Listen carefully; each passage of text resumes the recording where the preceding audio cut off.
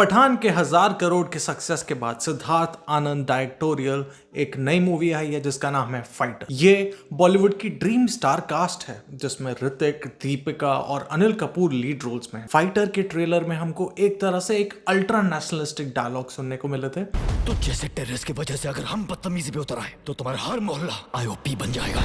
लेकिन actual film में और भी बहुत कुछ है। हम जानते हैं पुलवामा के अटैक्स में हमारे 40 से भी ज्यादा आर्मी के जवान शहीद हो गए थे। हमारी एयर फोर्स ने काउंटर अटैक करके बालाकोट एयर स्ट्राइक किए और टेररिस्ट के कैंप्स को खत्म कर दिया। ये दोनों इंसिडेंट मूवी को एक स्ट्रॉन्ग सेटअप देते हैं। ये मूवी एक out and out masala entertainer की कैटेगरी में आती है, लेकिन एयर फोर्स, आर्मी, नेशनलिज्म और वुमेन एम्पावरमेंट जैसे इंपॉर्टेंट टॉपिक्स पर भी अच्छे सीन्स हैं। डायरेक्टर सिद्धार्थ आनंद इस हिंदी फिल्म कैटेगरी के सबसे सक्सेसफुल डायरेक्टर हैं, जिन्होंने वॉर, पठान के बाद फाइटर के साथ एक पेट्रियोटिक मसाला एक्शन मूवीज की हैट्रिक लगा दी है। ऋतिक, दीपिका और अनिल कपूर यूनिफॉर्म में बहुत ज्यादा कूल लग रहे हैं।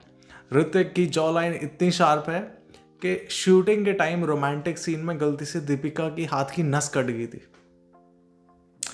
इसलिए सिद्धार्थ आनंद ने उनके रोमांटिक सीन्स भी नहीं डाले मूवी में। जब भी मूवी में सॉन्ग आता है, हमारे दोनों लीड्स किसी फॉरेन बीच लोकेशन पे ट्रांसपोर्ट हो जाते हैं, स्टोरी उतने टाइम के लिए पॉज हो जाती है, लेकिन ऑडियंस उससे नाराज नहीं है, बिल्कुल भी नहीं, क्योंकि दोनों इतने अच्छे लग रहे हैं यार। लेकिन बीच वाला एक गाना बेकार दिल उतना यादगार नहीं था।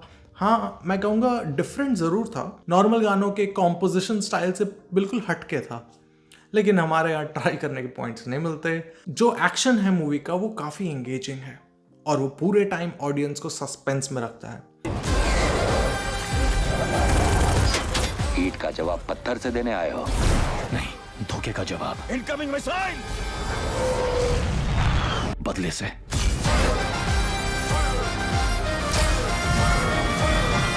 जो VFX है वो भी खराब बिल्कुल नहीं है।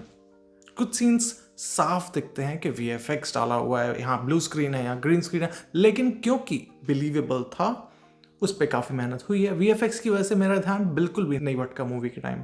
मूवी का मैक्सिमम VFX किया है DNEG ने, जो ड्यून, टेनेट, इंसेप्शन, ब्ला ब्ला, इंटरस्टेलर सब पे काम कर चुकी है। खैर, अपनी हिंदी मूवीज उन मूवी के 15% बजट में ही बनती है, इसलिए ड्यून जैसा सीमलेस VFX भी नहीं कहेंगे, फिर भी मच बेटर देन पठान। कुछ इन एयर एक्शन सीन्स जहां प्लेन्स के बीच डॉग फाइट हो रही है वो काफ़ी एक्साइटिंग है।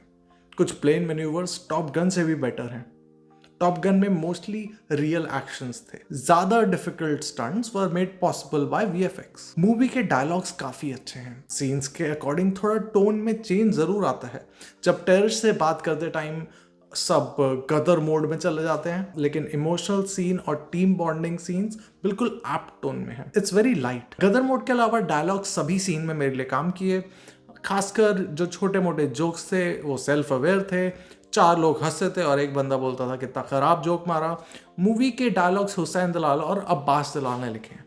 हुसैन दलाल ब्रह्मास्त्र के डायलॉग्स के लिए काफ़ी बैकलैश झेल चुके हैं, लेकिन यहाँ रिक्वायरमेंट के हिसाब से बिल्कुल एप्ट रहे। मेरा फेवरेट डायलॉग वो है जब एक कैरेक्टर ऋतिक को कहता है तुम्हें पनिशमेंट के खिलाफ अथॉरिटी से लड़ना चाहिए, और ऋतिक बोलता है मैं फाइटर हूँ, जंग करता हूँ, झगड़े नहीं।